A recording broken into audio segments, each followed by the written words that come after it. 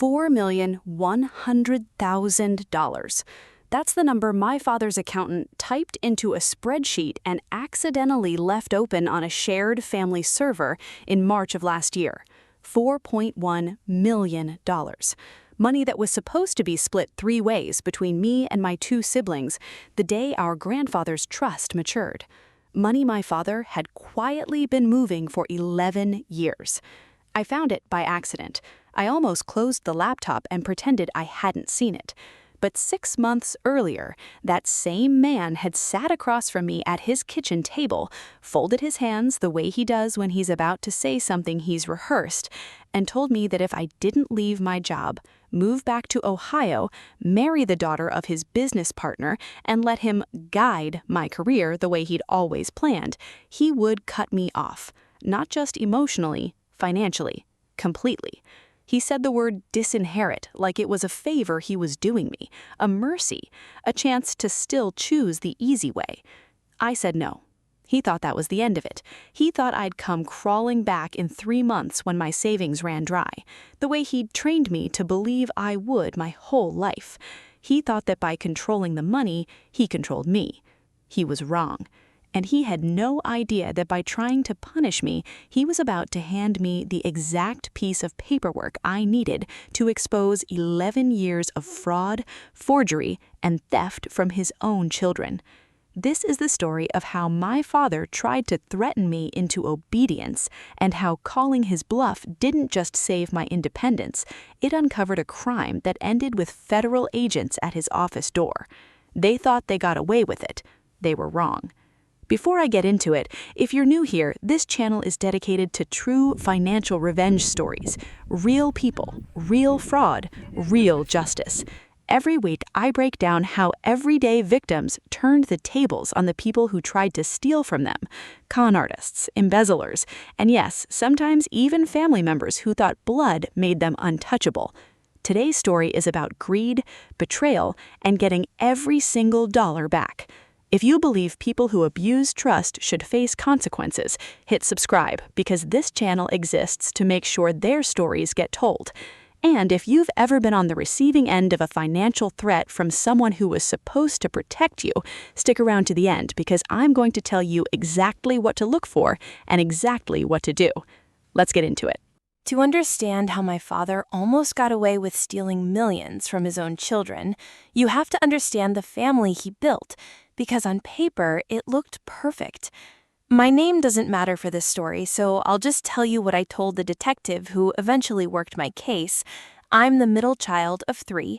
My father, who I'll call by his role rather than his name for legal reasons, my father built a regional logistics and warehousing company from a single leased loading dock in 1988 into a business that, by the time I was in my 20s, was worth an estimated $19 million. He was the kind of man people in our town pointed to as a success story. Self-made, church elder, Little League sponsor, the guy whose name was on a plaque in the community center lobby. He was also the kind of man who believed that if he paid for something, he owned it, and in his mind, that included his children. Here's the financial backstory you need because it's the whole engine of this story. My paternal grandfather, my father's father, had built the original trucking company that my father eventually expanded into the larger business. When my grandfather died in 2009, he left behind a trust, funded originally with company shares and a life insurance payout, structured specifically for his 3 grandchildren, me and my 2 siblings. The language in the original trust documents, which I later obtained through a records request, was explicit. The trust was to be held and invested by a trustee, my father, for the sole and exclusive benefit of the grantor's grandchildren, to be distributed in equal thirds when the youngest grandchild turned 30. My father was named trustee, not owner, trustee. That distinction, a legal term most families never think twice about, is the entire reason this story ends the way it does.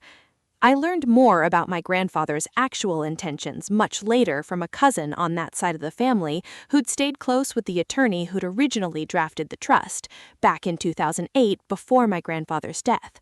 According to her, my grandfather had specifically wanted the trust structured to skip a generation, to go to his grandchildren directly, rather than simply enlarging what my father would eventually inherit outright, because he'd apparently had his own private concerns late in life about how tightly my father controlled money within the family even then. He never said this to any of us directly. He died a few months after the trust was finalized, before any of us were old enough to understand what he'd actually built, or why he'd built it this specific, deliberate way he did. I think about that a lot now. That my grandfather, in what may have been a real clarity about his own son, tried to build a legal structure specifically designed to protect us from exactly what eventually happened, and it still took a broken laptop screen and 11 years for that protection to actually work the way he intended. For years, none of us thought about the trust much. We knew it existed. We knew there'd be something someday. My father talked about it the way people talk about a distant birthday, real but abstract, and always filtered through his authority. When the time is right, when You've proven you're responsible. When you've shown me you understand the value of money. Looking back, every one of those phrases was a leash disguised as wisdom. Now let's talk about how the control actually worked, because this is the part that I think a lot of you watching are going to recognize. Maybe not with a multi-million-dollar trust, but with the same emotional architecture. My father was generous in a very specific, very strategic way. He paid for my college tuition outright. No loans, no FAFSA, no stress. He covered my sister's wedding. He co-signed my brother's first car loan. Every act of generosity came with an invisible ledger, and he made sure, subtly but constantly, that we knew the ledger existed. After everything I've done for you. I didn't have to do that, you know. Your mother and I sacrificed so you wouldn't have to struggle. None of that is illegal. None of that by itself is even necessarily wrong. Plenty of parents help their kids and feel entitled to a little gratitude. The red flag, the one I should have clocked years earlier, was that every act of generosity came bundled with a decision he expected me to make in return. He paid for my college and expected me to major in supply chain management, not the design degree I wanted. He covered my sister's wedding and picked the venue, the caterer, and half the guest list. He co-signed my brother's loan and used it as leverage to get my brother to take a job at the family company instead of the one he'd been offered in Chicago. The pattern had a name, even though none of us used it out loud until much later. Financial coercion. It's a recognized form of family financial abuse, and it doesn't always look like theft. Sometimes it looks like love with strings so fine you don't feel them until you try to walk away. By the time I was 28, I had a career I'd built entirely on my own, a marketing director role at a tech company 2 states away, a salary I was proud of, a life that had nothing to do with my father's warehouses. I thought I'd finally out-earned his leverage. I hadn't. Because the leverage was never really about money I'd earned, it was about money I hadn't received yet. I should say a bit more about my siblings' individual relationships with this dynamic, because part of what made it so effective for so long was that my father never used the exact same lever on any 2 of us at once. With my brother, it was the business, the idea that the family legacy depended on him specifically stepping up, that walking away would be a betrayal of our grandfather's memory, not just a career choice. With my sister, it was her wedding, and later her marriage. My father never fully warmed to her husband and made sure she knew, in small comments over years, that financial support and family approval were tied together in ways that were never quite explicit enough to argue with directly. With me, it was geography and career, the assumption that real adulthood meant coming back into his orbit eventually, that my independence was a phase, rather than a permanent choice. Because each of us experienced a different flavor of the same control, none of us fully recognized, for years, that we were experiencing the same thing at all. My sister thought her friction with our father was about her husband. My brother thought his was about loyalty to the family legacy. I thought mine was about geography and career ambition. It took an accidental email and a shared crisis to finally let the three of us compare notes and realize we'd each been managed individually, expertly, by someone who understood exactly which specific insecurity or aspiration to press in each of his three children. I think that specificity, the fact that it never felt like a blanket policy, only ever like a personal, tailored expectation, is exactly what made it so hard to name as a pattern while we were living inside it. That brings me to the moment everything changed. The dinner at my parents' house that, at the time, felt like just another uncomfortable family argument, but was actually the opening move in a much bigger game. It was a Sunday in September. My mother made pot roast. My father waited until dessert. He always waited until dessert, when everyone was full and slow and less likely to fight back, and told me he'd been talking to his old business partner, a man named, I'll just call him the partner, about a partnership opportunity. The partner's daughter, whom I'd met maybe 4 times in my life, was apparently also single, also driven, also someone my father thought would make an excellent match professionally and personally. He wanted me to move back home, take a director-level role at the family company that conveniently would report directly to him, get to know the partner's daughter, see where things go. He framed it as an opportunity. He always framed things as opportunities. I said I had a life, a job I loved, a relationship of my own he'd never approved of, which I suspect was half the point of this dinner. I said no, clearly, calmly, the way you're supposed to say no to someone who's used to hearing yes. That's when his tone changed. He set down his fork. He said, and I remember this almost word for word because I wrote it down in my car 20 minutes later, shaking, "Everything you have, I gave you. Every opportunity, every dollar, every door that's ever opened for you, I opened it. You can keep making choices like this, but understand choices have consequences. I'm not going to keep funding a life I don't recognize." I asked him directly what he meant. He said, and again, I quote this almost exactly, "I mean, when it's time to talk about the trust and the business and everything your grandfather and I built, I decide who's earned a seat at that table. Right now, you're writing yourself out of it." He didn't say the word disinherit that night. He didn't need to. The threat was unmistakable, and it was aimed at something I didn't even fully understand the size of yet, a trust I assumed was worth maybe $300,000 or $400,000, split 3 ways. I had no idea it was worth over $4 million. Neither, I'd later learn, did my siblings. Here's where I need you to walk you through the red flags, the ones I'd missed for years, the ones I think a lot of you have missed too if you've ever dealt with a controlling parent or family member who held finances over your head. Red flag number 1, he never let any of us see the actual trust documents. Every time I asked, and I had asked a handful of times over the years, he'd wave it off. "It's complicated. You'll understand when you're older. I handle all of that." A trustee's refusal to show beneficiaries the governing trust document isn't just controlling. Depending on the state, it can be a direct violation of a trustee's legal duty to inform and account. I didn't know that yet. I would. Red flag number 2. He controlled the narrative around the company's value. He talked about the business as though it were perpetually one bad year away from collapse, even as he drove a new truck every 2 years and took my mother to Europe twice a decade. Financial predators, and yes, by the end of this story, that's exactly what he was, often manage perception before they manage money. If you believe the well is running dry, you don't ask questions about where the water's going. Red flag number 3, and this is the big one in hindsight.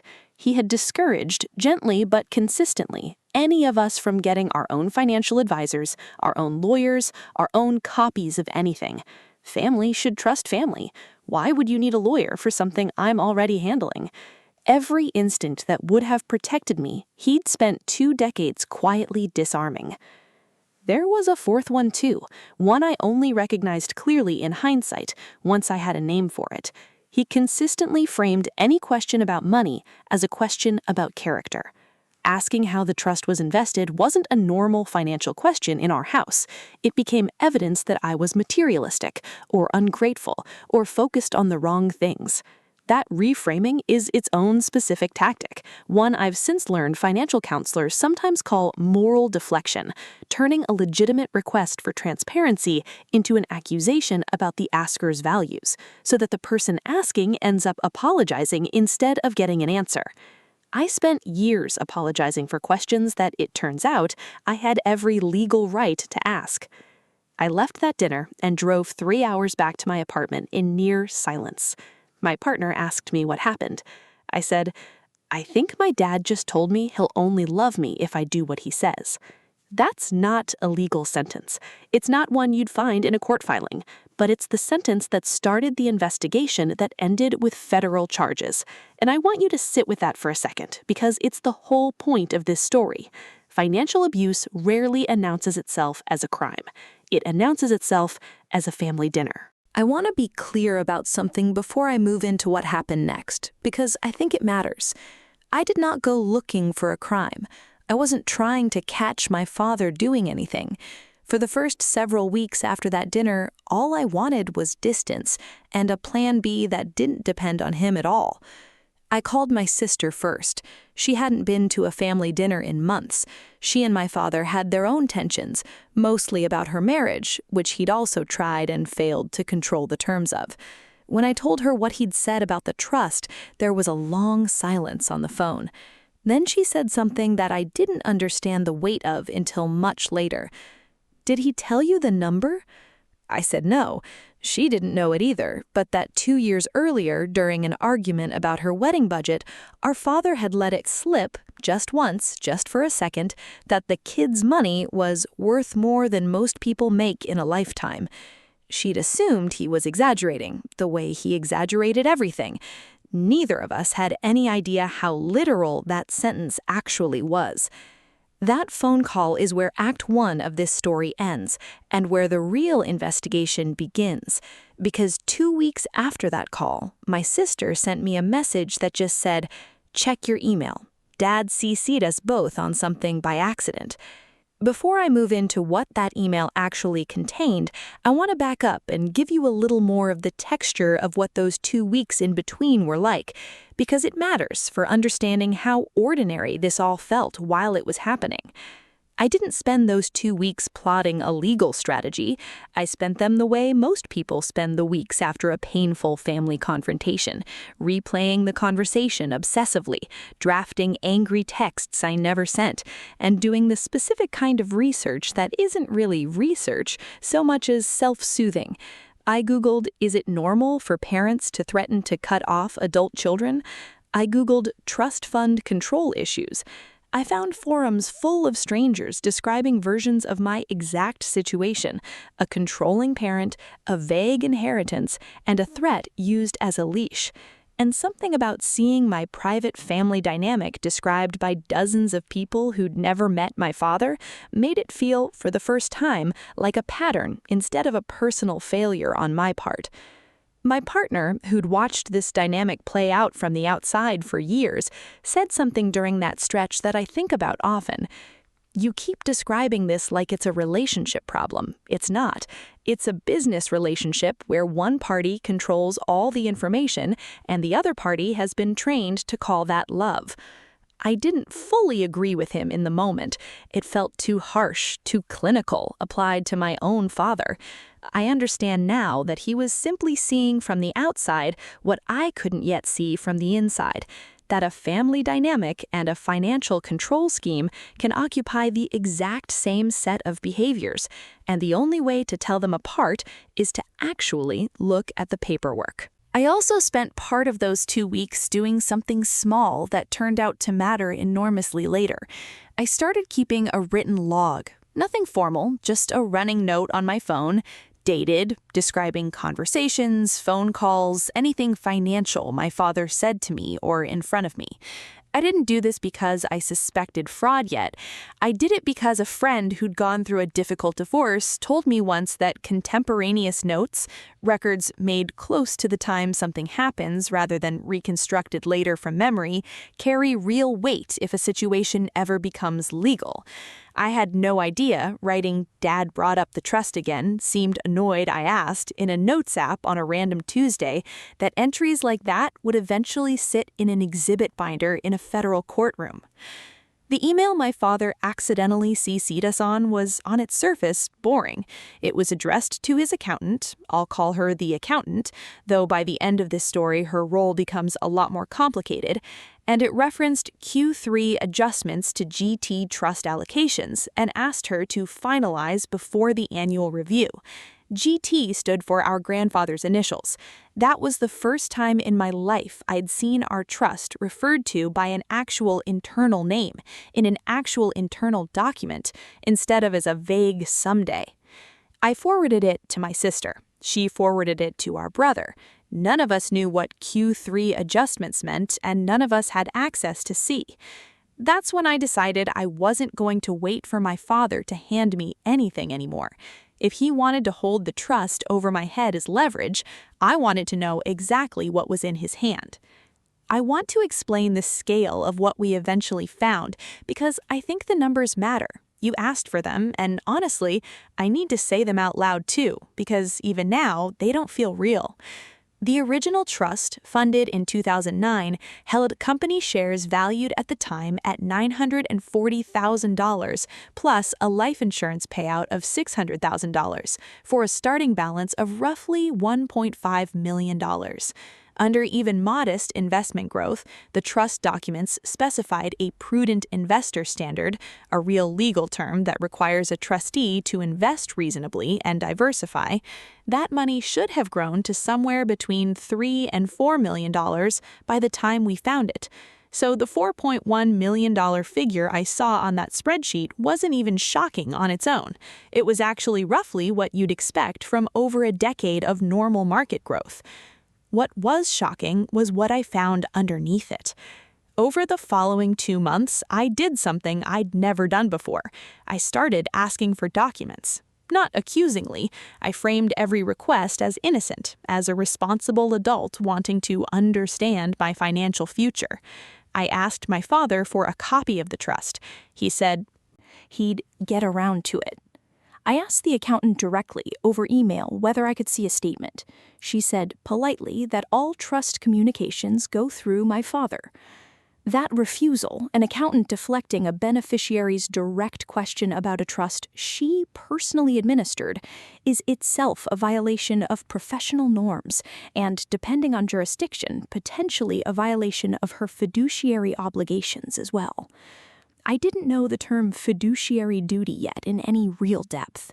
I was about to become extremely fluent in it. So I went around them. Every state has different rules, but many, including the one where my grandfather's estate had been probated, guarantee trust beneficiaries the right to request an accounting, a formal legal breakdown of a trust's assets, income, and disbursements, directly from the trustee, in writing, regardless of whether the trustee wants to provide one. I didn't know this yet either. I learned it from 3 hours of increasingly frantic Googling on a Tuesday night, followed by a $40 consultation with a legal attorney I found through a legal aid referral line. That attorney, I'll call her the estate attorney, is the first person who told me, flatly, this doesn't sound right. Not this sounds illegal yet, just wrong. A well-funded trust that had supposedly been quietly growing for 15 years, administered by a trustee who wouldn't produce a single statement, referenced in an internal email using accounting language like Q3 adjustments, as though it were a business account being actively managed rather than a static trust sitting in custody, none of it matched what a normal, boring, well-run trust looks like. I want to describe that first consultation a little because I think it demystifies something people avoid out of intimidation. It was a video call, 30 minutes, $40 through a legal referral service.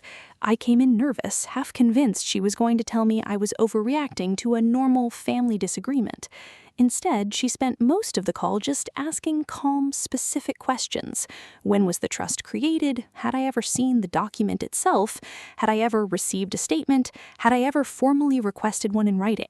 By the end of it, she wasn't asking whether something might be wrong. She was already talking through what the formal written demand should say, which statute to cite, and how certified mail delivery would start a legal clock running on my father's obligation to respond.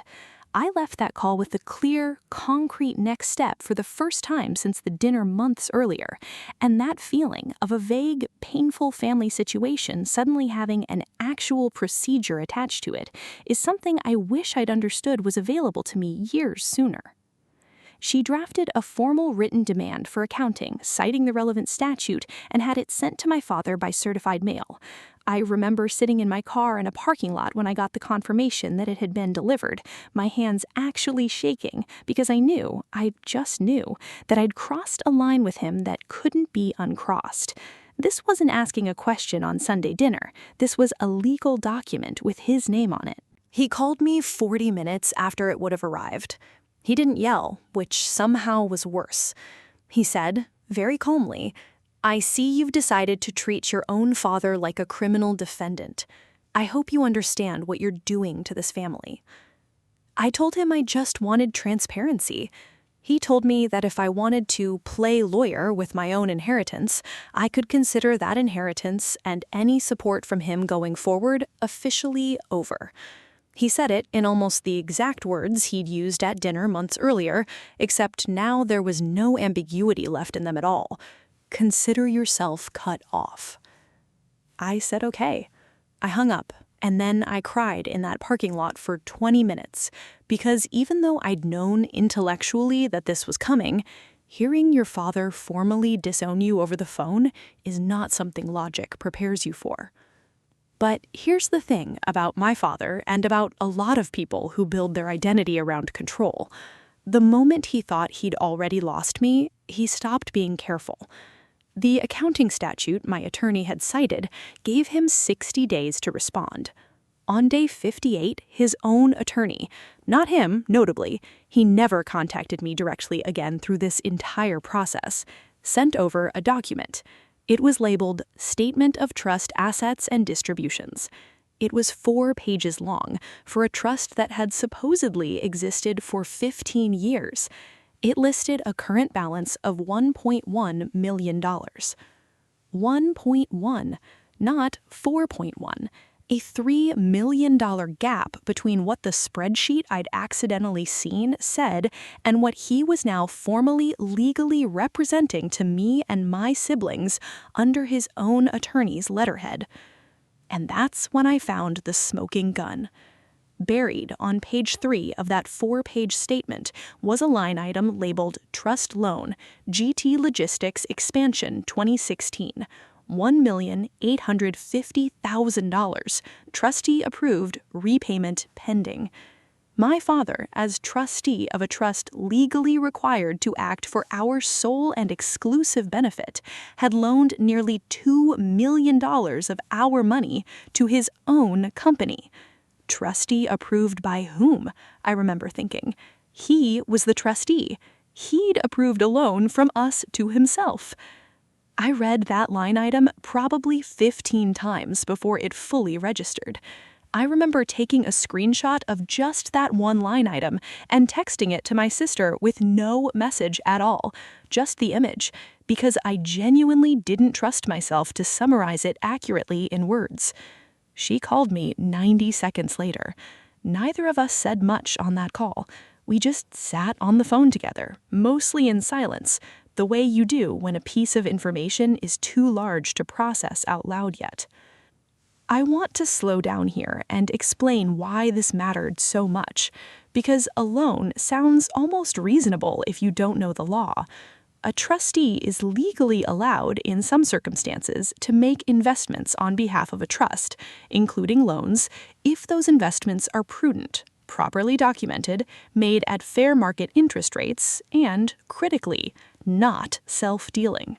Self-dealing is the legal term for exactly what it sounds like: a trustee using trust assets to benefit themselves rather than the beneficiaries. It is one of the most fundamental violations of fiduciary duty in trust and estate law, and courts treat it extremely seriously because the entire concept of a trust depends on the person managing it not being allowed to just help themselves. An unsecured $1.85 million loan from a children's trust to the trustee's own company with no independent trustee approval, no market rate interest documented anywhere, and repayment pending for what turned out to be 8 years. That's not a gray area. That's the definition of self-dealing. And it explained the missing $3 million almost exactly once you accounted for what should have been normal investment growth on top of it. The trust hadn't just failed to grow the way it should have, it had been raided. My siblings and I had a phone call that night that I'll never forget. My brother, who had taken the job at the family company under pressure years earlier, said something that stuck with me. He always told me the company was struggling.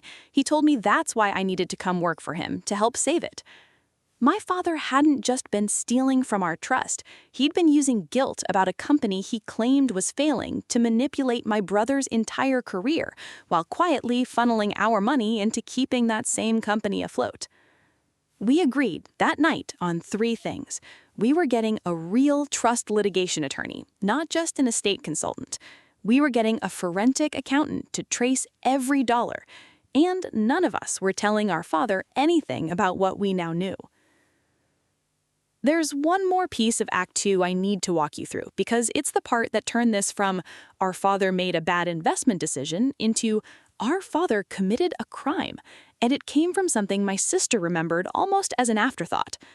2 years earlier at Christmas, our father had asked all 3 of us to sign what he described as updated beneficiary paperwork, just a formality so the bank has current signatures on file.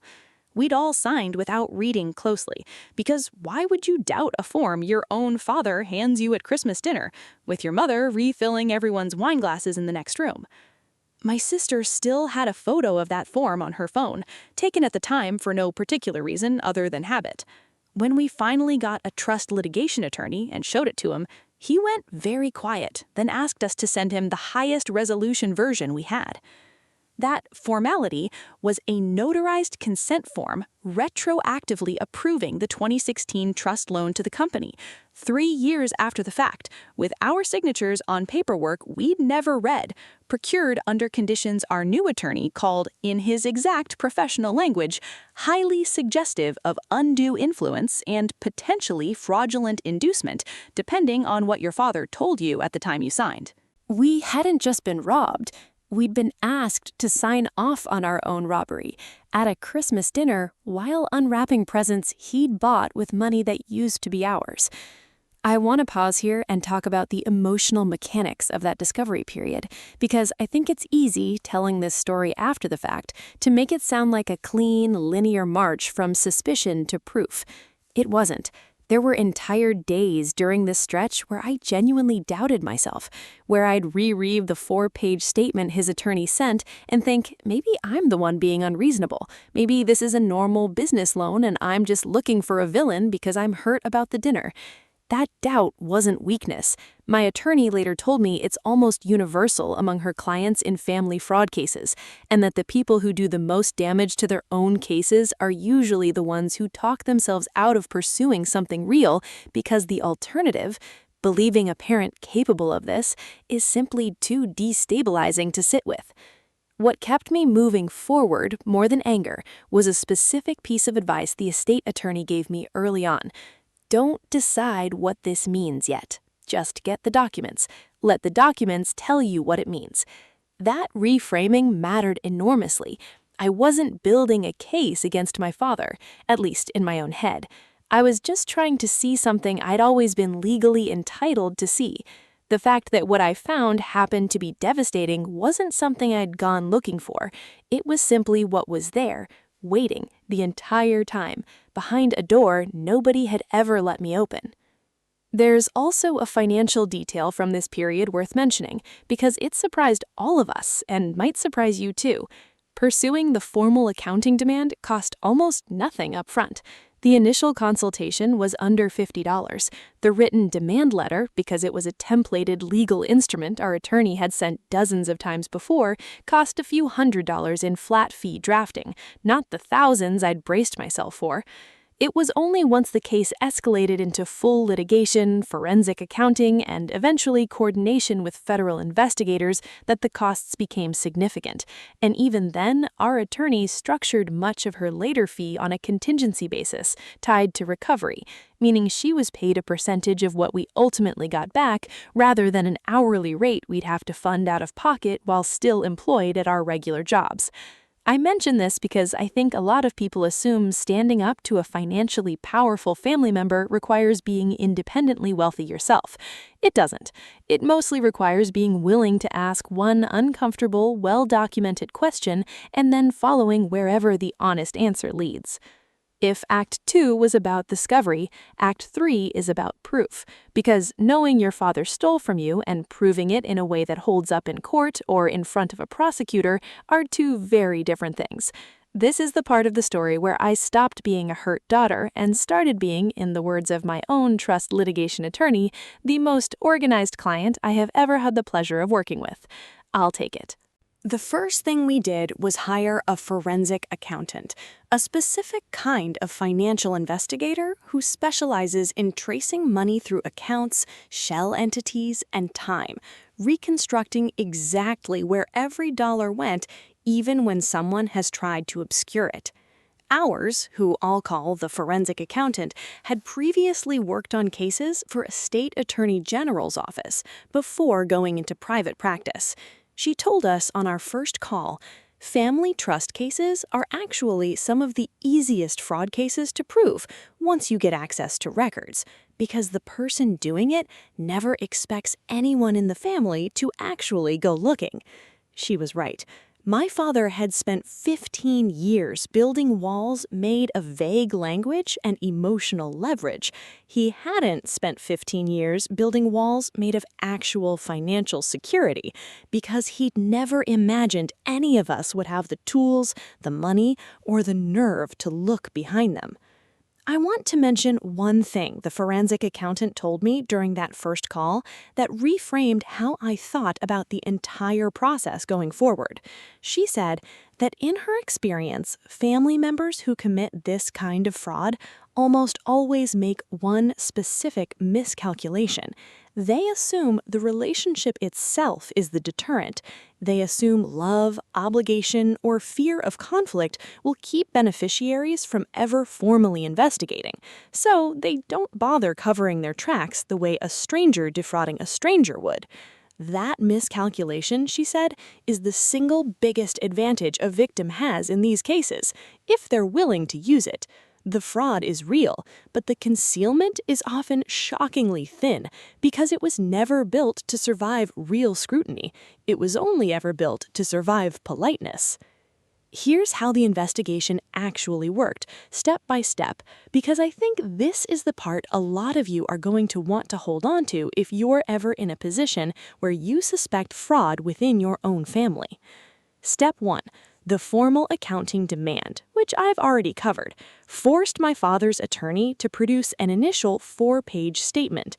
That document, thin as it was, became our baseline, the first sworn representation of what he claimed had happened to the trust.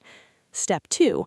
Our attorney filed what's called a petition for full trust accounting in probate court.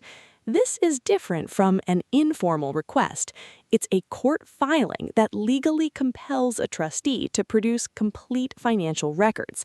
Every bank statement, every investment statement, every disbursement, going back to the trust's origin, under penalty of contempt if they refuse or if the records are later found to be falsified. My father's attorney fought it for 6 weeks. The judge granted it anyway, because the law here is remarkably clear. Beneficiaries have a right to know what's happened to their own money, and a trustee's discomfort is not a legal defense. Step 3. Once the records started coming in, 11 bank boxes worth, some of it in digital form, some of it, suspiciously, only in paper form from years my father claimed his old system hadn't digitized, the forensic accountant began building what's called a flow of funds analysis. In plain terms, tracing every transfer in and out of the trust's accounts, cross-referencing it against the company's own financial records, which our attorney also subpoenaed. I want to walk you through what she found, because this is where the case stopped being about $1.85 million loan and became something much bigger. The 2016 loan to the company was real, and it was the first theft, but it wasn't the only one. Between 2011 and 2023, the forensic accountant identified 7 separate transfers out of the trust into accounts controlled directly or indirectly by my father, totaling just over $3.4 million. Some were disguised as investment reallocations into an LLC that, on paper, looked like an independent real estate holding company. It wasn't independent. My father was its sole listed manager, and its only asset, it turned out, was a lake house titled in that LLC's name, a lake house none of us had ever been invited to, that my father had told my mother, according to her own later testimony, was a business property for entertaining clients. It was never used for clients. It was used, we eventually learned through witness interviews the forensic accountant helped coordinate, primarily by my father and a woman named, I won't use her real name, I'll just say the woman, whom several employees at the company confirmed he'd been in an undisclosed relationship for close to a decade. I remember exactly where I was sitting when our attorney told us this on a video call. I laughed, which is a strange reaction, but it was the kind of laugh that comes out when something is so absurd it loops back around past anger. My father had disowned me over the phone for asking financial questions while funding a secret second life with money that legally belonged to me, my sister, and my brother. I want to explain briefly how the forensic accountant actually found the LLC in the first place, because I think it demystifies what following the paper trail really means in practice, and it's less glamorous and more replicable than true crime shows tend to make it look. She started with public records, specifically state business filings, which in most states are searchable online for free, listing the registered agent, manager, and formation date of any LLC. My father had listed himself as manager on the formation documents back in 2016 using his own name because at the time there was no reason to think anyone would ever go looking. He hadn't built an elaborate shell company structure designed to survive scrutiny. He'd built an ordinary one, designed only to survive nobody ever bothering to check. From there, she cross-referenced the LLC's registered address against county property records, which is how the lake house surfaced, a property purchase financed partly through the LLC, recorded in public deed records that anyone could have looked up at any time for free in about 10 minutes. I want to underline that, because I think it's one of the more sobering lessons of this whole story. My father's secret wasn't protected by some sophisticated criminal infrastructure. It was protected almost entirely by the fact that none of us had ever had a reason or been given permission to look. Step 4 of the investigation was where things got genuinely tense, because this is where we brought in outside authorities and where my father, for the first time, seemed to realize the walls weren't just being questioned, they were being torn down. Our attorney explained that a probate court can order restitution and remove a trustee, but probate court alone typically can't put someone in handcuffs.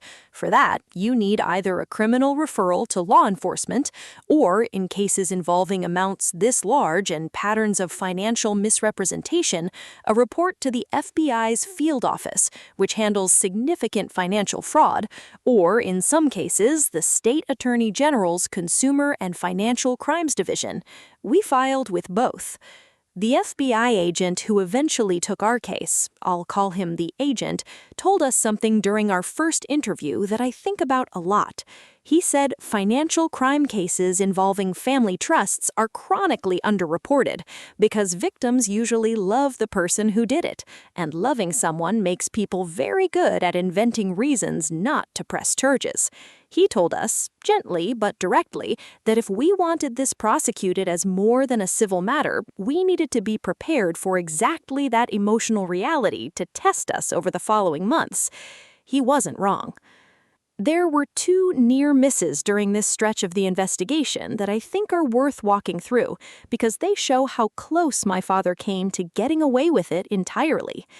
The first near miss, about a month into the FBI's involvement, my father's attorney reached out to our attorney with a settlement offer, an unusually fast and unusually generous one, offering to immediately pay back the full $4.1 million we now knew was missing, in exchange for us signing a confidential settlement agreement and formally requesting that the FBI close its file, citing the matter as resolved as a private family dispute.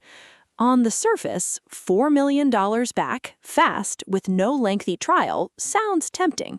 Underneath it, our attorney explained, this was a classic move. Pay off the civil claim to make the money problem disappear, while using our silence to make the criminal problem disappear along with it.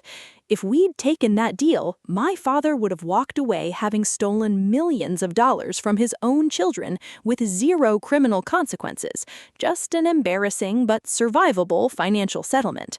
We said no. All three of us, unanimously, in about 4 minutes on a group call. I want to describe that call a little because it's one of the moments in this entire story I'm proudest of, separate from anything a court eventually decided. My brother, who I think had the most reason to want a quiet, fast resolution given how personally the years of guilt-driven loyalty to the company had cost him, was actually the first to say no. He said, almost matter-of-factly, if we take the money and let him walk, he does this again, maybe not to us, to someone else.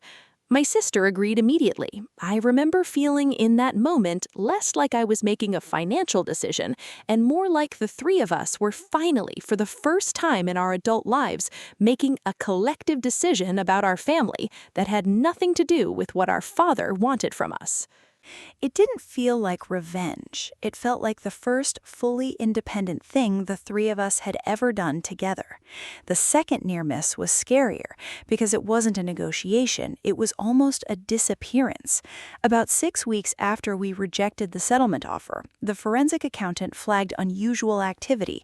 Nearly $600,000 had moved out of the LLC's operating account into a newly opened account at a bank with no prior relationship to any of my father's other accounts, structured as several transfers just under the $10,000 threshold that normally triggers automatic bank reporting requirements under federal law. That structuring pattern, deliberately breaking up transfers to stay under reporting thresholds, is itself a separate federal crime, regardless of whether the underlying money is legitimately his. The agent moved fast. Within days, the FBI, working with the U.S. Attorney's Office, obtained a restraining order freezing the newly opened account before any further funds could move, and separately froze the LLC's remaining assets, including the lake house, pending the outcome of the investigation. My father, it turned out later in his own interview, had been quietly preparing to liquidate what he could and transfer it somewhere harder to trace, not to flee the country dramatically, nothing that cinematic, but simply to make sure that whatever civil judgment eventually came down, there'd be nothing left to actually collect. He almost succeeded. If the forensic accountant hadn't been watching those accounts in near real time, if the FBI hadn't moved within days instead of weeks, a meaningful chunk of what he owed us might have simply vanished into an account we'd never have found. I want to mention one more part of the investigation before wrapping up this act, because it's the part that surprised me most, the role that ordinary employees at my father's own company ended up playing. Once the FBI investigation became known internally, which happens almost immediately in a company that size, regardless of how quietly investigators try to work, the agent told us something we hadn't anticipated. Several longtime employees, people who'd worked for my father for 15 15, 20 years reached out to investigators voluntarily without being subpoenaed first. An office manager who'd noticed years earlier that certain wire transfers were coded in a way that didn't match the company's normal accounting categories, but had been told by my father directly not to worry about it, above her pay grade. A bookkeeper who'd once been asked to backdate an invoice and had quietly kept a copy of the original, unaltered version just in case, for reasons she said she couldn't fully explain to herself at the time beyond a persistent bad feeling. None of these people owed my siblings and me anything. Several of them, understandably, were afraid of losing their jobs by coming forward. But once there was a legitimate, credible federal investigation for them to bring their concerns to, instead of just a rumor or a suspicion they'd have to have raised directly with their boss, it turned out an entire quiet undercurrent of doubt about my father's bookkeeping had existed inside that company for years. Nobody had ever had anywhere safe to take it. That detail has stuck with me since, almost as much as anything about my own family's part of the story. Financial fraud very rarely happens in a vacuum. It happens in front of people, employees, accountants, sometimes even friends, who sense something is off long before anyone with the standing to formally investigate does. Part of what made our case move as quickly as it ultimately did was that once the door was open, even a crack, more people than I expected were relieved to finally walk through it. By the end of Act 3, here's where things stood. A probate court had ordered him removed as trustee and appointed a neutral successor trustee to oversee whatever remained. The FBI had opened a formal criminal investigation, working alongside the U.S. Attorney's Office, examining potential charges of wire fraud, given that several of the fraudulent transfers had crossed state lines electronically, and bank fraud, tied to the structured transfers designed to avoid reporting thresholds. And civilly, our attorney had filed suit against my father personally and against the LLC, seeking full restitution of the missing principal, statutory interest, and because the self-dealing had been so clear and so long-running, punitive damages on top of it. My father, through his attorney, declined to speak to us at all during this period. My mother, caught in the middle of a marriage and a family she was only beginning to understand the full shape of, called me twice, once crying, once furious, and I'll get into what happened with her later because her story matters too, and it isn't a simple one. What I didn't know yet, sitting at the end of that 6-week stretch, was that the biggest revelation of the entire case hadn't come yet. That one was still 2 months away, buried in a set of financial records nobody had thought to look at closely enough. And it would answer the one question none of us could figure out, not how he did it, but why. What did an already wealthy, already successful man actually need $4 million extra for? 2 months after the asset freeze, the forensic accountant called me on a Thursday afternoon and asked if I was sitting down. I was not, and I sat down. She'd been working through a category of records that up to that point we'd mostly treated as background noise, the LLC's credit card statements going back 9 years, which the court-ordered discovery had finally forced my father's attorney to produce in full, instead of the redacted summaries we'd been getting. Buried in those statements, tuition payments to a private school 2 states away, recurring transfers to a mortgage account under a name none of us recognized, pediatrician copays, was the answer to the question that had been sitting underneath this entire case since the day I found that spreadsheet. My father had a second family, a son, 11 years old at the time, with the woman from the lake house, a house purchased outright in her name using LLC funds, in a town close enough to visit, but far enough that no one in our lives would ever run into him by accident. A private school, extracurriculars, a life fully built and fully funded, running in parallel to ours for over a decade. And that's when I found the smoking gun that finally, completely explained everything. My father hadn't stolen $4 million because the company was struggling. He'd stolen it because he was funding 2 households, 2 sets of private school tuitions, 2 versions of the life he wanted to present to the world. And the company, the real one, the one my brother had sacrificed a job in Chicago to help save, genuinely was under financial strain, not because it was failing on its own merits, but because its own owner had been quietly bleeding it and us dry to pay for a secret he'd hidden for 11 years. I want to be honest with you about how it felt to learn this, because I think it's important, and because a lot of financial revenge stories skip past the emotional wreckage to get to the satisfying part faster. I'm not going to do that. For about 2 days, I wasn't angry. I was just sad. Genuinely, deeply sad, in a way that surprised me. Not for myself, for my mother, who had spent 34 years of marriage believing a version of her life that had never actually been true. For the 11-year-old boy in the middle of it, who hadn't asked to be anyone's secret, and who was about to lose the only version of stability he'd ever known, through absolutely no fault of his own. Financial revenge stories are satisfying because the villain gets what's coming to them. They're complicated because the villain is rarely the only person who gets hurt by the fallout, and it's worth sitting with that honestly, instead of pretending justice is clean. On the 3rd day, I did something I probably shouldn't have. I went back through old family photos, specifically ones from years I now knew overlapped with this second household, trying to recalculate everything I thought I remembered about those years against this new information.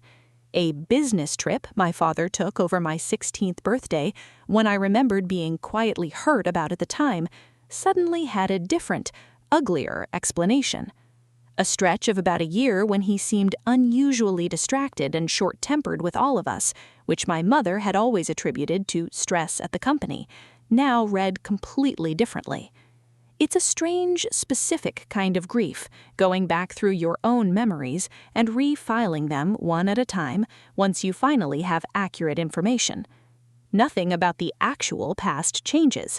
Your understanding of it does, and that recalibration is its own private, exhausting work that no court order can do for you. My mother filed for divorce 11 days after we told her what we'd found. She'd already suspected something for years, she told me later. Not the specifics, never the specifics, but a feeling, the kind you talk yourself out of because the alternative is too big to hold. Her attorney used the forensic accounting our team had already built as the backbone of her own asset division claim in the divorce, which meant the investigation I'd started to protect my own inheritance ended up protecting hers too. She got half the marital estate, a result that would have been far messier and far less certain without records that already precisely quantified exactly how much money my father had diverted, when and where. Now let's talk about the actual justice, because I know that's what a lot of you are here for, and I promise it's coming. The criminal case moved on its own timeline, separate from our civil suit and my mother's divorce, and it moved slower than any of us wanted, which the agent had warned us was normal. Federal financial fraud investigations typically take 12 to 24 months to reach charging decisions, because prosecutors want a case that's essentially airtight before they file. Ours had the benefit of an unusually clean paper trail, thanks to the forensic accountant's flow of funds analysis. And after 14 months, the U.S. Attorney's Office filed formal charges. 2 counts of wire fraud tied to electronic transfers of trust funds across state lines under false pretenses, and 1 count of structuring financial transactions to evade currency reporting requirements, tied to that $600,000 transfer he'd tried to move right before the freeze. My father's attorney initially signaled he'd fight the charges at trial. That lasted about 5 weeks until the prosecution's evidence disclosure, which included the forensic accountant's full analysis, the fraudulent 2016 consent documents, the structured transfer records, and testimony the FBI had already gathered from employees at the company and from the woman he'd been supporting, several of whom had agreed to cooperate once they understood the scope of what he'd actually done, made it clear that a trial wasn't a fight he was likely to win. He accepted a plea agreement. He pled guilty to 1 count of wire fraud and the structuring charge, in exchange for the government not pursuing additional counts related to some of the earlier transfers, where the statute of limitations created legal complexity our prosecutor didn't think was worth fighting over, given the strength of the counts they already had. At sentencing, the judge handed down 37 months in federal prison, followed by 3 years of supervised release, and ordered restitution of the full $4.1 million, payable to the trust and, by extension, to me, my sister, and my brother. The sentencing hearing itself is something I want to describe in a little more detail, because it's the part of this entire process that felt the most different from how I'd imagined it. There's no dramatic gavel-banging moment in federal sentencing the way movies portray it. It's procedural, almost administrative in tone, right up until it isn't. The prosecutor read a summary of the offense conduct into the record. Hearing a federal prosecutor describe in flat, careful legal language exactly what my father had done to his own children was somehow more chilling than any of the angry conversations we'd had with him directly. Precisely because there was no emotion in it at all, just fact after fact after fact. The court allowed victim impact statements before sentencing, and all 3 of us, myself, my sister, my brother, chose to give them, though our attorney was careful to prepare us for the fact that a statement's purpose isn't really persuasion at that stage, since the plea agreement had already set the negotiated range the judge was working within. It's more about the record, and, I'll admit, about closure. My brother's statement was the shortest and I think the most devastating, because he didn't talk about the money at all. He talked about the job in Chicago. He'd turned down, the years he'd spent believing he was helping save a struggling family business, and the specific moment he found out the company had never actually been struggling in the way he'd been told. My sister talked about the Christmas dinner, the signature, the wine being poured. I talked about the phone call where he told me to consider myself cut off, and about the 11-year-old boy who was going to lose his father to prison for reasons that had nothing to do with him. My father did not look at any of us while we spoke. He looked at the table in front of him the entire time. I don't know, even now, what that meant. Shame, calculation, simple avoidance. I've stopped trying to guess at his interior life. It cost me a lot of years trying to understand what was actually happening inside my father's head, instead of just watching what his hands were doing with our money. I remember sitting in that courtroom when the judge read the restitution figure out loud. I didn't cheer, nobody cheers in federal court, but I felt something settle in my chest that I hadn't felt in over a year. Something close to relief, except heavier and more permanent than relief usually feels. It was the specific physical sensation of being believed by a system that had no reason to know or love me, based entirely on evidence that couldn't be argued with. Separately from the criminal case, our civil suit resulted in a judgment requiring my father to liquidate the LLC's remaining assets, including the lake house, which sold for just under $900,000, with proceeds applied first toward outstanding restitution and, once that gap closed, toward the punitive damages our attorney had fought hard for. Because the self-dealing had been so extensive, so long-running, and so clearly documented, the court awarded punitive damages equal to 1.5 times the compensatory amount already owed, a signal, our attorney explained, that the court wanted to specifically punish the pattern of deception, not just make us financially whole. Between the criminal restitution order and the civil judgment, my father's remaining personal assets, a retirement account, a life insurance policy he'd tried and failed to shield through a last-minute beneficiary change that the court simply unwound as a fraudulent transfer, were almost entirely absorbed. The public part of this story unfolded slower and, in some ways, hurt him more than any of the legal outcomes. Our town is small enough that a federal indictment against a man with a plaque in the community center lobby doesn't stay quiet. A local business journal ran a piece on the case once the plea agreement became public record. Factual, sourced from the court filings, not sensational, but devastating in its plainness. A respected local business owner, trustee of his own children's inheritance, pled guilty to defrauding them of millions to fund a secret second family. The company itself, the one my brother had sacrificed so much to help save, survived, but only after a forced sale, its remaining value acquired by a regional competitor, in a deal that at least meant the employees kept their jobs, even if the family name no longer sat on the building. My brother left the industry entirely about 8 months later, and last I heard, he's happier than... I've seen him in a decade doing something that has nothing to do with logistics and everything to do with choosing his own life for the first time as an adult. The social fallout was its own strange education for me, because I got to watch, almost like a case study, exactly how a community metabolizes this kind of news about someone it had trusted for decades. The church where he'd served as an elder for close to 20 years, quietly and without public comment, removed him from that role once the charges became public, well before any conviction. A decision the pastor, in a private conversation with my mother, described only as protecting the integrity of the leadership structure. Language careful enough that I understood it was as much about liability as it was about principle, and I don't say that cynically, just honestly. The Little League team he'd sponsored for over a decade found a new sponsor within a season. None of this was dramatic. There was no public shaming, no protest, nothing that would make for a more cinematic version of this story.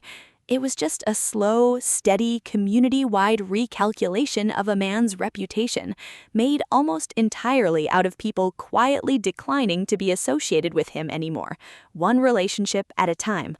I think that's actually the more accurate picture of what public consequences look like in real financial fraud cases, as opposed to the movie version. It's not torches and pitchforks, it's a plaque quietly removed from a lobby wall. It's a sponsorship banner that doesn't get renewed. It's a name that used to open doors, slowly and permanently ceasing to open them, one closed door at a time, until the version of status my father had spent 40 years building simply wasn't there to leverage against anyone, ever again, including and maybe especially against his own children. I want to talk about my own recovery now, because that's the part of this story that's actually mine, separate from the courtroom outcomes. Financially, once the restitution and civil judgment funds were finally distributed, a process that, even after a guilty plea and a court order, took another 11 months of the neutral successor trustee working through the actual mechanics of liquidating assets, closing accounts, and dispersing shares, my portion came to just over $1.3 million, factoring in both my share of the restitution and the punitive damages judgment. It's not a number that changes who I am.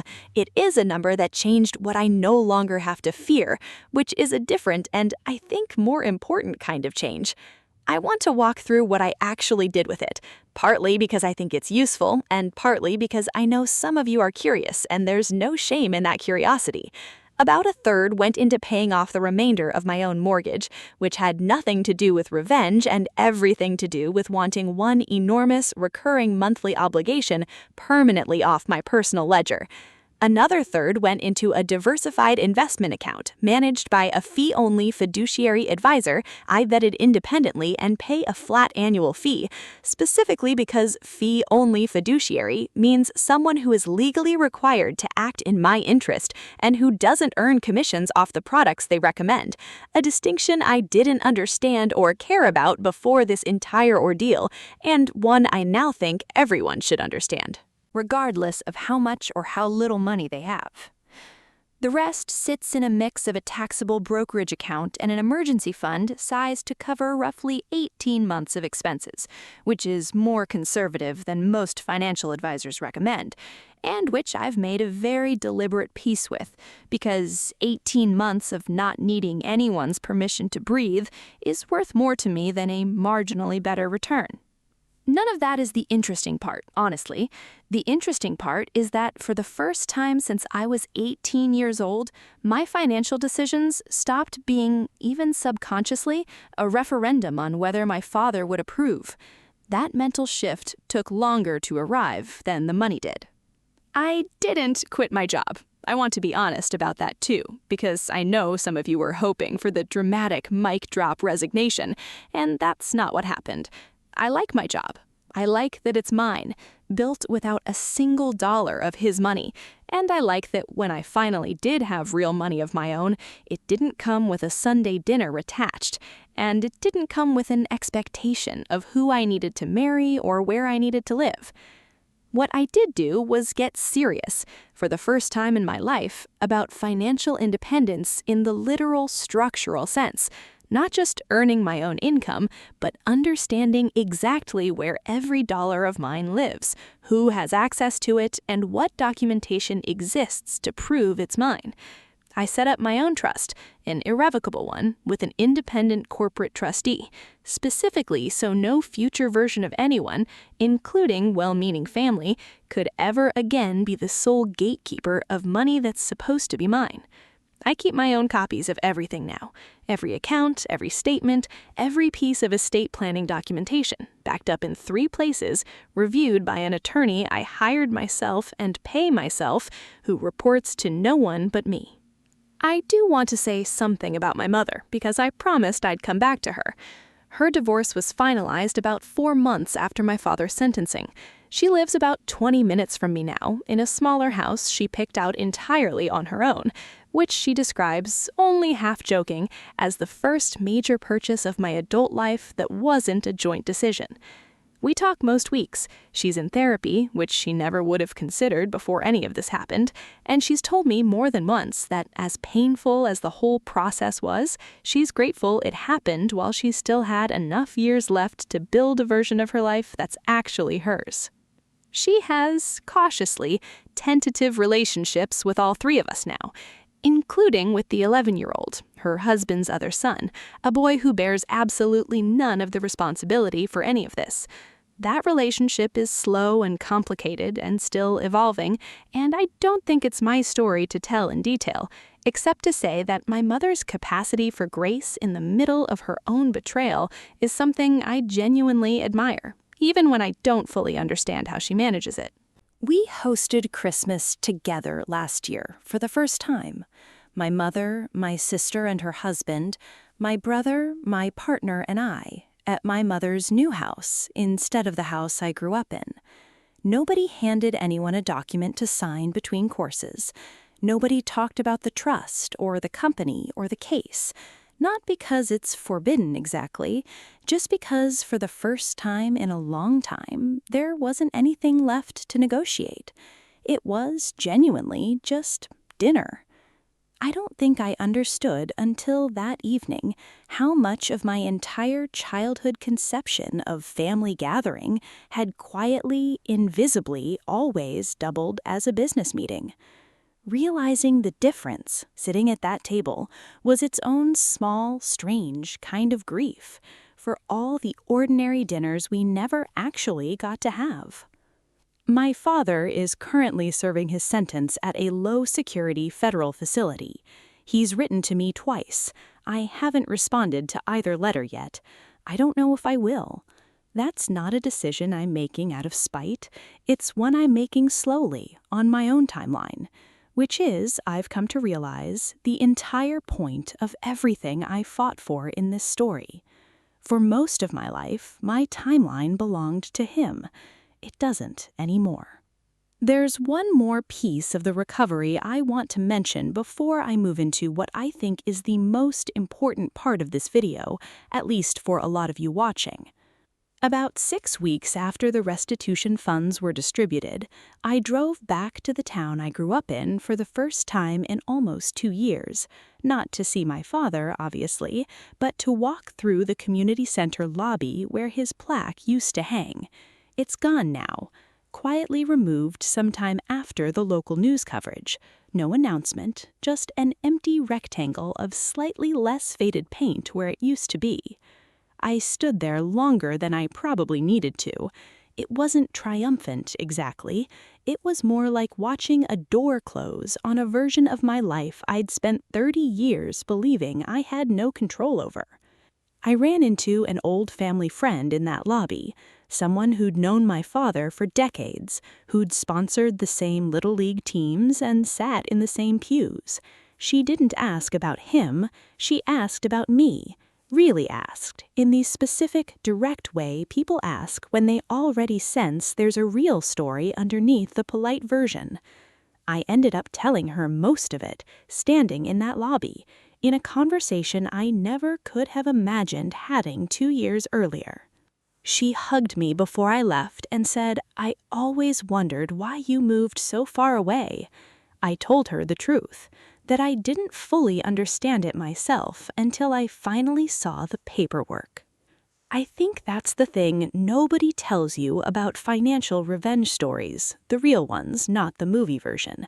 The satisfying part isn't really the number on the restitution check, even though the number matters, and even though I'm not going to pretend it doesn't. The satisfying part is smaller and quieter than that. It's the first time you make a decision about your own life and realize mid-decision that you're not waiting to see if it'll cost you something, because it can't. Not anymore. Not from him. My siblings and I talk more now than we did before any of this happened, which is its own strange gift buried inside something so ugly. We spent our whole childhoods being subtly individually managed by the same person in ways specific enough to each of us that we never fully compared notes until we had to. There's something almost darkly funny about the fact that it took a federal fraud investigation to get the three of us into an honest group chat. Before I let you go, I want to spend real time on this part because I think it's the most useful thing in the entire video, and because if even one person watching recognizes their own family in what I'm about to describe, that's worth more to me than any of the numbers I've already given you. I get messages every week from people who watch these stories and say some version of the same thing. This sounds exactly like my situation, except I don't think what's happening to me is illegal, just unfair. I want to push back on that a little, gently, because in my experience, and in the experience of almost everyone's story I've researched for this channel, the line between unfair and illegal is a lot blurrier and a lot more crossable than most people assume before they actually look. So let's go through it properly. Here's what I wish someone had told me 5 years earlier. Warning sign 1. Financial opacity presented as care.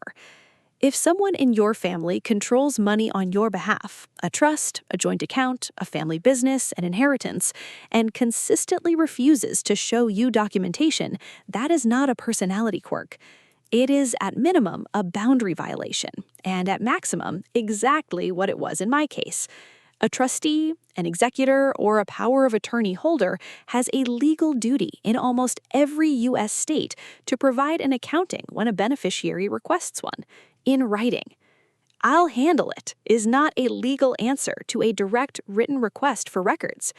If you've ever heard you don't need to see that about money that is legally or eventually going to be yours, that sentence deserves far more scrutiny than most of us are taught to give it. Warning sign 2. Generosity with strings attached to major life decisions. There's a meaningful difference between a parent who says, "I'd love it if you considered staying closer to home," and a parent who ties financial survival to a specific career, a specific relationship, or a specific geography. Financial abuse researchers, and this is a real studied category of elder and family financial abuse, not just a phrase I'm using loosely, describe this pattern as conditional support, and it is one of the most common tools used to maintain control over adult children, specifically because it doesn't look like abuse. It looks like investment. It looks like a parent who just wants what's best. The tell isn't the generosity itself. It's what happens the first time you say no to the condition attached to it. Warning sign 3. Discouragement from independent professional advice. If a family member managing shared or inherited money actively discourages you from getting your own attorney, your own financial advisor, or your own copies of documents, why would you need that or family? Treat that discouragement itself as data. People managing money honestly are generally not threatened by you having independent counsel. People managing money dishonestly very often are, because independent counsel is exactly what exposes discrepancies they're hoping nobody looks closely enough to find. Warning sign 4. A persistent gap between lifestyle and stated financial hardship. I mentioned this earlier, but it's worth repeating as its own category because it's so common in these stories. If someone consistently describes a business, an estate, or a shared account as struggling or fragile, while their actual visible spending, vacations, vehicles, real estate, generosity toward people outside the immediate family, doesn't match that story, that gap is worth investigating, not explaining away. Financial predators, including family members, manage your perception of scarcity because scarcity discourages questions. Abundance invites them. Warning sign 5. Pressure to sign documents quickly in emotionally significant moments without time to read them. My siblings and I signed away our own legal claim to challenge that trust loan at a Christmas dinner, mid-conversation with wine being poured, described as just a formality. That is an incredibly common tactic, and it has a name in fraud investigation circles: procuring consent under conditions of diminished scrutiny. Birthdays, holidays, weddings, funerals, significant emotional moments are, unfortunately, exactly when people are least likely to read a document carefully, and exactly when a person intending to manipulate you is most likely to hand you one. If you are ever asked to sign anything financial or legal during a moment of high emotion, the correct response every single time is, "I'll read this carefully and get back to you." Anyone with honest intentions will have no problem waiting. Now let's talk about what to actually do step by step if you recognize any of this in your own life, because recognizing the pattern is only useful if you know what comes next. Step 1. Start requesting documentation in writing calmly and keep records of every request and every response, or non-response. You don't need to accuse anyone of anything. You are simply exercising a right you almost certainly already have. Frame it, if you need to, exactly the way I did, as wanting to understand your own financial future. Nothing more dramatic than that. Email is better than a phone call for this, specifically because it creates a time-stamped record that can't later be disputed or reframed. Step 2. Know the specific legal terms that apply to your situation, because they change what tools are available to you. If money is held in a trust, look up your state's trust code regarding a beneficiary's right to accounting. Most states guarantee this, and it's usually a simple, specific statute you can find with a search containing your state's name and the phrase "Trust Beneficiary Right to Accounting." If someone holds power of attorney over a parent or relative, understand that a power of attorney holder has a fiduciary duty to act solely in that person's interest, not their own, and that misuse of a power of attorney is prosecutable in every state, often under specific elder financial abuse statutes with harsher penalties than ordinary fraud. If you're dealing with a shared business or estate, the phrase you want is fiduciary duty, and if something feels wrong, self-dealing. Both are real, specific legal concepts, not just accusations. Step 3. Consult an attorney before you confront anyone. I want to be very direct about this one because I think it's the single most important piece of practical advice in this entire video. My instinct, when I first suspected something was wrong, was to call my father and ask him directly. My sister, thankfully, talked me out of it, mostly by accident, just by being slow to respond and giving me time to think.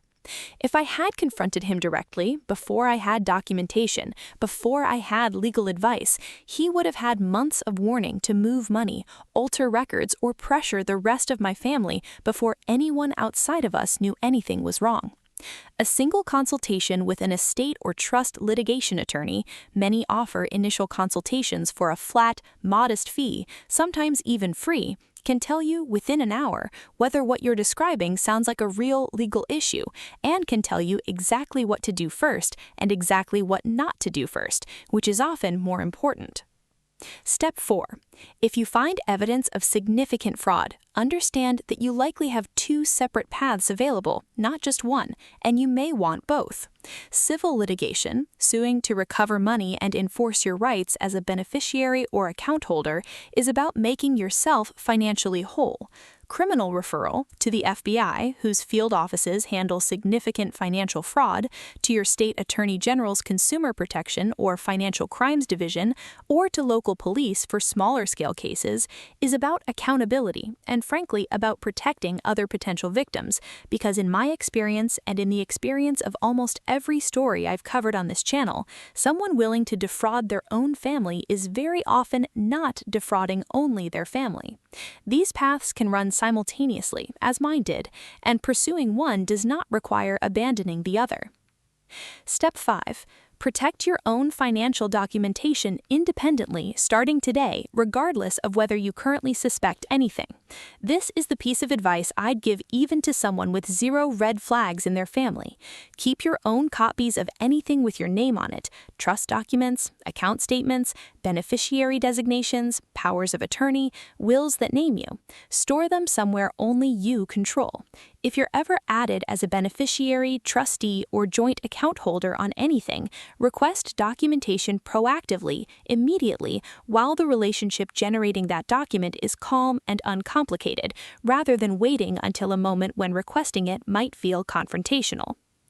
I want to give you a quick, plain English glossary of the terms I used throughout this story, because I think a lot of people avoid looking into their own family's finances simply because the vocabulary feels intimidating, and intimidation is exactly the effect that vocabulary is sometimes used to create. A trustee is the person or institution legally responsible for managing assets held in a trust on behalf of someone else, the beneficiary. A trustee doesn't own trust assets personally while managing them, and that distinction is the legal foundation this entire case was built on. Fiduciary duty is the legal obligation to act in someone else's best interest rather than your own when you've been given control over their money, property, or decisions. It applies to trustees, to powers of attorney, to executors of estates, and to certain financial advisors. Violating it isn't just unethical, it's frequently the basis for both civil lawsuits and criminal charges. Self-dealing is when a fiduciary uses the assets they're supposed to be managing for someone else's benefit to instead benefit themselves. It's one of the clearest, most consistently prosecuted violations in trust and estate law, precisely because it strikes at the entire premise of what a fiduciary relationship is supposed to be. A forensic accountant is a financial investigator trained specifically to trace money through complex transactions, accounts, and time, reconstructing what happened to funds even when someone has tried to obscure the trail. They're used in fraud litigation, divorce cases, business disputes, and criminal investigations alike. Structuring is the practice of breaking up large financial transactions into smaller pieces, specifically to stay under the reporting thresholds banks are legally required to flag to the federal government. It's a distinct federal crime, regardless of whether the underlying money was obtained legally or not. The crime is in the deliberate evasion of the reporting requirement itself. Wire fraud is a federal crime involving the use of electronic communications, wire transfers, emails, phone calls, to carry out a scheme to defraud someone of money or property. Because financial systems are almost entirely electronic now, it's one of the most commonly charged federal financial crimes, and it's what ultimately anchored the criminal case against my father. I also want to say something directly to anyone watching this who is currently being told, explicitly or implicitly, that love and money are the same negotiation, that if you don't comply with a parent's, spouse's, or family member's expectations, financial support will disappear. I'm not a therapist, and I'm not going to pretend a YouTube outro can undo a lifetime of that kind of conditioning. But I will tell you what I wish someone had told me at that kitchen table. A parent's love that requires your obedience to remain on was never really unconditional to begin with. And finding that out doesn't mean you lost something real. It means you finally have accurate information about what you were actually working with. That's not a loss. In my case, it turned out to be the exact information I needed to protect not just my future, but my siblings' futures, and eventually my mother's too. I want to close this section with some context on how common this actually is, because I think a lot of people watching are quietly wondering whether their own situation is serious enough to count. Elder and family financial exploitation is one of the most underreported categories of financial crime in the country. Researchers and adult protective services agencies have long noted that only a small fraction of cases are ever formally reported, in large part because victims are related to the person exploiting them, and reporting a parent, spouse, or sibling carries an emotional cost that reporting a stranger simply doesn't. That underreporting doesn't mean the behavior is rare. It means most of it is happening quietly, inside families that look from the outside exactly as put together as mine did. If a number like $4 million feels too large to relate to, I gently push back on that too. The pattern matters more than the scale. A parent who withholds $500 of promised help unless you comply with a demand is using the exact same mechanism as a parent who withholds $4 million. The dollar amount changes, the tactic doesn't. If you're dealing with something like this right now, a family member using money as leverage, a trust or estate you suspect isn't being handled honestly, a generous relative whose generosity always seems to come with conditions, I want to hear about it. Drop your story in the comments, as much or as little as you're comfortable sharing. I read every single one. And honestly, a lot of the stories I end up covering on this channel started exactly that way, as a comment on a video just like this one. One last thing before I let you go. I get asked sometimes whether I'd do it differently knowing everything it cost, the year and a half of legal proceedings, the fractured relationship with my father that will likely never fully mend, the version of my mother's life that had to end before a truer one could begin. I've thought about that question a lot, and the honest answer is no. Not because the process was easy, and not because I don't feel the weight of what it did to my family, even the parts of it that needed to happen. It's because the alternative, staying quiet, taking the settlement, letting "consider yourself cut off" be the last real thing my father ever got to say to me, would have meant spending the rest of my life inside a story that wasn't true. I'd rather have the true story, even this version of it, than a comfortable lie with my name quietly erased from it. If this story resonated with you, subscribe, because there are a lot more of these: real financial fraud, real family betrayal, and real justice, every single week. And if you know someone who's currently being told they'll be cut off for making their own choices, send them this video. Sometimes the only thing standing between someone and years of quiet financial abuse is a single person telling them clearly that what's happening to them has a name and that it's not okay. Thanks for watching. I'll see you in the next one.